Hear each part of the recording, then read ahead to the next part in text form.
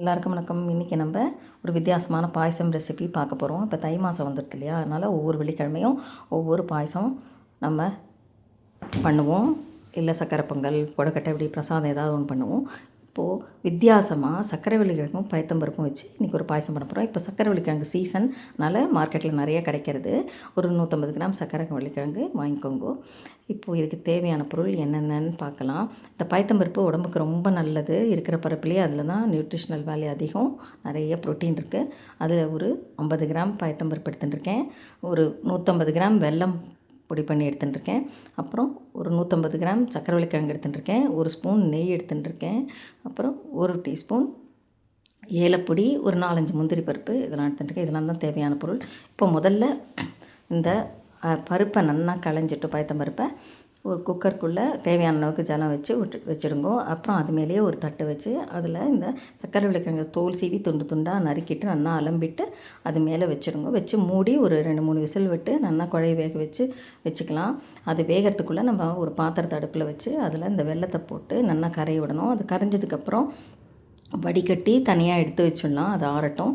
அதுக்குள்ளே ஒரு வாணலி அடுப்பில் வச்சு ஒரு டீஸ்பூன் நெய் போட்டு அதில் இந்த முந்திரி பருப்பை போட்டு நல்லா செவக்க வறுத்து எடுத்து வச்சுட்டேன் தனியாக. இப்போது குக்கரில் இந்த பயத்தம்பருப்பு நல்லா வெந்துடுத்து, விசில் அடங்கி திறக்க வந்துடுது. இப்போது அந்த பயத்தம்பருப்பை எடுத்து ஜலம் கூட இருந்தாலும் பரவாயில்ல, அது எல்லாத்தையும் சேர்த்து அப்படியே இந்த வாணலியில் விட்டுடலாம். விட்டு நல்லா கொதிக்க விடணும். அப்புறம் அந்த சக்கரை வெள்ளிக்கிழங்கு வேக வச்சுருக்கோம் இல்லையா, அதை எடுத்து பாருங்க. நல்லா இந்த மாதிரி மையாக மசிஞ்சிருக்கணும். அது நல்லா வெந்திருக்கணும். அதை நல்லா மசிச்சுக்கணும். நல்லா கட்டி முட்டி இல்லாமல் மசிச்சுட்டு அதையும் இந்த பயத்தம்பருப்போடு சேர்த்து நல்லா கொதிக்க விடணும். அது சேர்ந்து இந்த மாதிரி பபிள் வர அளவுக்கு கொதித்ததுக்கப்புறமா நம்ம வடிகட்டி வச்சுருக்கோம் இல்லையா வெள்ளை தண்ணி, அதை இதில் சேர்த்துடணும். சேர்த்து நல்லா கொதிக்க விடணும். இது மாதிரி கொதிக்கணும். இது மாதிரி பாயசம் ரெசிபீஸ் நான் நிறைய போட்டிருக்கேன். டிஸ்கிரிப்ஷன் பாக்ஸில் செக் பண்ணுங்க, லிங்க் எல்லாம் அதில் இருக்குது. அதை பார்த்து நீங்கள் எல்லாம் ட்ரை பண்ணலாம். இப்போது இது எல்லாம் சேர்த்து கொதிச்செடுத்து இந்த வெள்ளை தண்ணி எல்லாம் கொதித்து கொஞ்சம் திக்காய் வந்துடுத்து. இப்போது நம்ம அந்த வறுத்து வச்ச முந்திரி பருப்பை போட்டுட்டு ஏலப்பொடியும் ஒரு டீஸ்பூன் போட்டு இப்போது நல்ல ஒரு கொதி விட்டதுக்கப்புறம் கீழே இறக்கி வச்சிடலாம். அவ்வளோதான், பாயசம் ரெடி ஆகிடுது. இப்போ இது கொஞ்சம் ஆறணும். ஆறினதுக்கப்புறமா நம்ம காய்ச்சி ஆற வச்ச பாலை எடுத்து ஒரு 1/2 டம்ளர் இதில் சேர்த்துக்கணும்.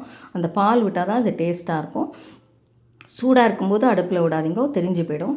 இப்போது இந்த பாலையும் நம்ம விட்டுட்டோம்.